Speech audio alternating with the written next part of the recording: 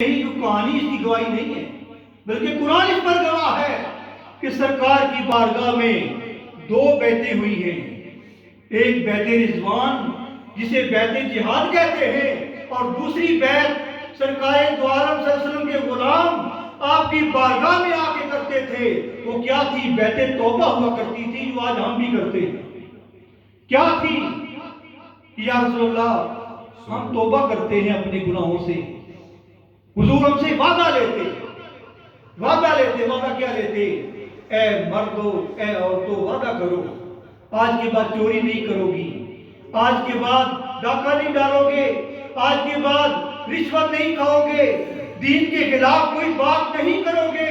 وہ بیعت سرکار خود فرماتے، اور وہ بیعت حضور سے چلتے ہوئے حضور بابا فرید الدین گنج شکر تک پہنچی، اور آپ سے آج ہم تک سلسلہ چشتیہ صابریہ میں، سلسلہ چشتیہ نظامیہ میں ہم تک پہنچی ہے. ہمارا ہاتھ گویا سرکار کے ہاتھ میں ہے، کسی گہرے کے ہاتھ میں نہیں ہے.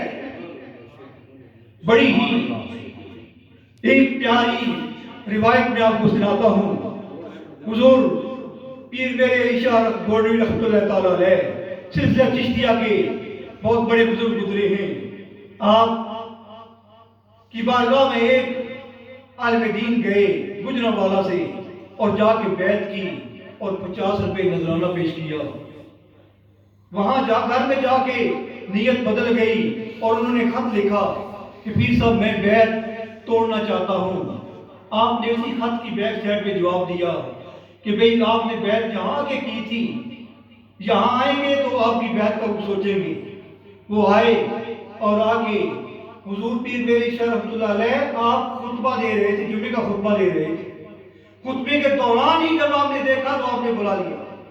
آپ نے فرمایا کہ مولانا میں نے تمہیں بیعت کیا تھا، آپ بیعت ہونے آئے تھے تو میں نے بیعت کیا ہے، اور آپ نے یہ 50 روپیہ نذرانہ دیا تھا، یہ 50 روپے ہیں، یہ لے لیں. بیعت میں نہیں توڑ سکتا. اس کی وجہ کیا ہے کہ ہم فقیر کسی کا ہاتھ جب تھامتے ہیں تو ہاتھ اپنے ہاتھ میں نہیں رکھتے، بلکہ اپنا ہاتھ سرکار کی بارگاہ میں پیش کر دیتے ہیں. تمہارا ٹوٹا ہوا تعلق اپنے نبی سے جوڑ دیتے ہیں. جب نبی تم سے توڑیں گے تو تم توڑ لینا، میں نہیں توڑ سکتا. میں نے اپنا ہاتھ نبی کے ہاتھ میں دے دیا ہے، اس لیے کہ تو نے آگے میرے ہاتھ میں ہاتھ دیا ہے، اور میں نے تیرا ہاتھ پکڑ کے سرکار کی بارگاہ میں پیش کر دیا ہے.